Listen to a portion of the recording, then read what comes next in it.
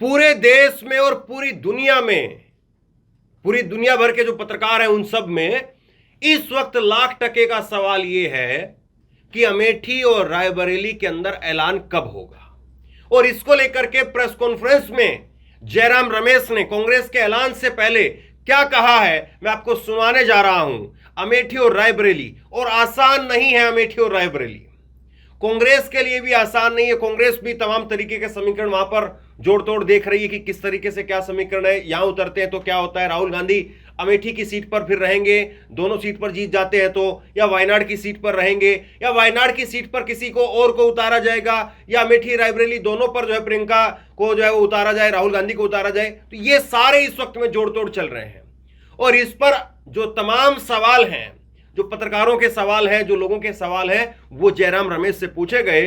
कांग्रेस की तरफ से प्रेस कॉन्फ्रेंस कर रहे थे और प्रेस कॉन्फ्रेंस में इन सवालों पर अमेठी रायबरेली के ऊपर क्या कहा है जयराम रमेश ने, मैं आपको सुनवाने जा रहा हूं। एक चीज बस अपने जहन में रखिए, बीजेपी जो अपने आप को 400 पार की बात कह रही है, बीजेपी भी अभी तक रायबरेली के अंदर अपने उम्मीदवार का ऐलान नहीं कर पाई है। तो ऐसा नहीं कि कांग्रेस इस पर देरी कर रही है, बल्कि भाजपा भी इस पर अपने पत्ते खोलने के लिए तैयार नहीं है। तो सुनिए जयराम रमेश ने इस पर क्या कुछ कहा है, और फिर उसके बाद में जो बड़ी बातें जयराम रमेश कह रहे हैं उसमें से, और अमेठी रायबरेली को लेकर के मैं कुछ बताने वाला हूं आपको। अमेठी और रायबरेली के जो कांग्रेस पार्टी के उम्मीदवार हैं उसकी घोषणा करें। मेरा ये मानना है कि अगले 24 घंटे के अंदर कांग्रेस अध्यक्ष इसकी घोषणा करें। CEC has empowered the Congress president to finalize the Congress candidates for Amethi and Raebareli. My expectation is that in the next 24 to 30 hours, Congress president will finalize, and a decision that has been taken by him will be announced formally. Till that is done, all information, all tickers, all so-called office orders are all fake. Let me make it absolutely clear. The CEC has empowered the Congress president. The Congress president will take a decision, as I said, in the next 24 to 30 hours. And you will get an official notification, real, authentic notification, not fake notifications that were doing the rounds yesterday. Sir, Jairam sir अभी इसके बाद और भी सवाल पूछेंगे जी sir. Sir Jairam sir, ये तो आपने अपनी तरफ से बता दिया, लेकिन बीजेपी, प्रभु सर हम लोग भी हैं, एक मिनट। तो लेकिन बीजेपी जो हमला बोल रही है, कह रही है कि गांधी परिवार डर कर भाग गया है अमेठी रायबरेली से, इस पर आप क्या जवाब देंगे? और सर देरी हो क्यों रही है? देरी नहीं हुई है, सीटों पर देरी क्यों हो रही है? कोई देरी नहीं है। क्या बीजेपी ने रायबरेली का उम्मीदवार की घोषणा की है? उन्होंने बोलो, डरे कौन है बताइए? क्या उन्होंने रायबरेली का उम्मीदवार की घोषणा की है? स्मृति ईरानी है क्योंकि वो सिटिंग एमपी है। रायबरेली के कैंडिडेट कौन है बीजेपी का बताइए? डरा कोई नहीं है, कोई डरा नहीं है। समय है, बातचीत चल रही है, कांग्रेस अध्यक्ष को अधिकार सौंपा गया है, कांग्रेस अध्यक्ष जी बात कर रहे हैं, और समय, कोई देरी नहीं है। 3 तारीख तक समय है। आज 1 तारीख है। आज हम श्रमिक न्याय के बारे में चिंतित हैं, और अगले 24 या 30 घंटे के अंदर अभी see I can answer questions like the questions that he has asked. I cannot answer questions based on your emotion. See, you are asking me emotion questions. You ask me fact based questions. No. Don't ask me. I can. You want a factual question? I will give you a factual. No, you don't put your emotion into it. That A is afraid, B is afraid, A is nervous, B is no. Why are you asking me? They are not. I have told you categorically. by Priyanka Gandhi ji, Rahul Gandhi ji are campaigning across the country. Today Priyanka ji is in Dhubri. She has campaigned extensively in southern states. She has campaigned in Gujarat. She has campaigned in UP. She has campaigned in Assam. No, she is campaigning across the country. That is your emotion. So I cannot answer you. No. It's your preconceived notion. It's your prejudice. I can't answer questions on preconceived notions and prejudices. Now you can ask me these questions on the 4th or the 5th. Then then I'll be in a position to answer. But today, when you have 48 hours more, and she is busy campaigning, Mr. Kharge is busy campaigning. Mr. Kharge is addressing 4-5 meetings every day. These are our 3 superstar campaigners.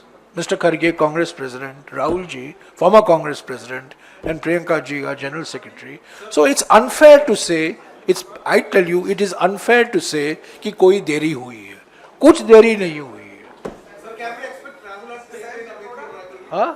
Can we expect Rahul or Priyanka in Amethi and Raebareli? I have just answered your question, my friend, that the CEC has empowered the Congress President. Congress President is fully seized of the matter. He knows that a decision has to be announced well before the nomination time.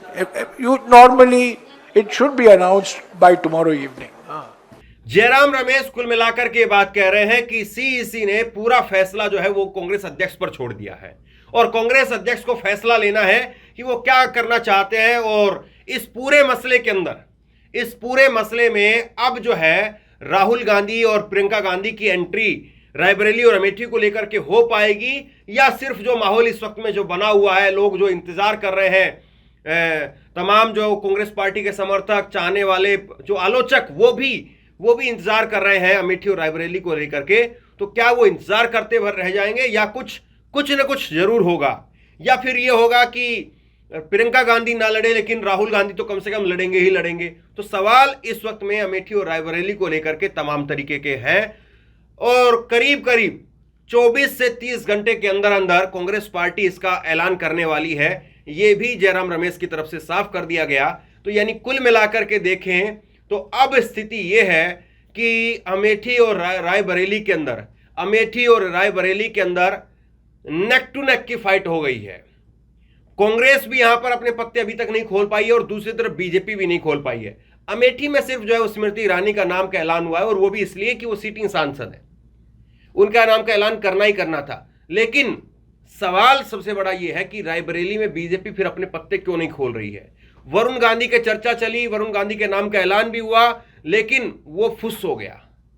Varun Gandhi के नाम का ऐलान जिन लोगों ने किया था, जो लोग खूब जो है बढ़ चढ़ करके इन चीजों को बता रहे थे, वो लोग भी सब धराशायी हो गए और आखिरी में अंततोगत्वा जो है वो बीजेपी के पास में रायबरेली के लिए भी उम्मीदवार नहीं है। एक चीज जो यहां पर आ रही है निकल करके सामने, जो अंदर खाने से निकल करके सामने आ रही है, वो ये है कि राहुल गांधी वो तैयार हैं अमेठी जाने के लिए। लेकिन उसमें फिर एक सवाल ये खड़ा होता है कि अगर वो अमेठी भी जीत जाते हैं, वायनाड भी जीत जाते हैं, तो उनके लिए समस्या ये खड़ी हो जाएगी कि वो कौन सी सीट को छोड़ें और कौन सी सीट को रखें। क्योंकि अगर वायनाड छोड़ा तो ये होगा कि देखिए बुरे वक्त में उन लोगों ने आपका साथ दिया और अब आप उन लोगों को छोड़ रहे हैं, और अगर अमेठी को छोड़ते हैं तो फिर ये होगा कि आप यहाँ पर आए ही क्यों थे। अमेठी के लोगों ने जो है वो आपको दोबारा से दिल निकाल करके अपना दिया, आपके साथ खड़े हुए, और आप जो है फिर छोड़ करके चले गए।